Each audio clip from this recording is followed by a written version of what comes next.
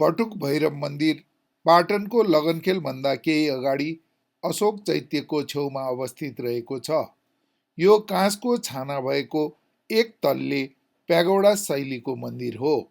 यो मन्दिरमा कुनै मूर्ति भने छैन। 3वटा ढुङ्गाहरूको बीचमा ठुलो ढुङ्गालाई बैठुक भैरव मानिन्छ। यो मन्दिर परिसरमा गणेश, कुमार र कुमारीको मन्दिर पनि रहेको छ। कुनै पनि ठुलो सङ्कट वा विपत्तिबाट मुक्त पाउनका लागि कुनै ज्ञात अज्ञात शत्रुसँग डराउनुहुन्छ वा तपाईको जीवनमा सधैँ खतरा रहन्छ भने बटुक भैरवको पूजा गरेमा सोबाट मुक्ति पाइने जनविश्वास रहेको छ। किंवदन्तीका अनुसार पाटनतिर भूत प्रेतले दुःख दिन थालेपछि त्यहाँका राजाले पूजा गरेर तन्त्र शक्तिको बलले भैरवको आह्वान गर्न लगाए।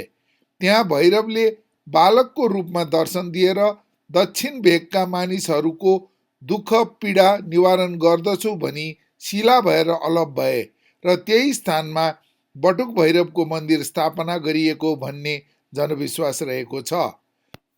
तर इतिहासकारहरूका अनुसार बटुक भैरवको मन्दिर 6औं शताब्दीमा अंशुवर्माले प्रयाग दर्शनबाट फर्केपछि स्थापना गर्न लगाएको हो भनिन्छ।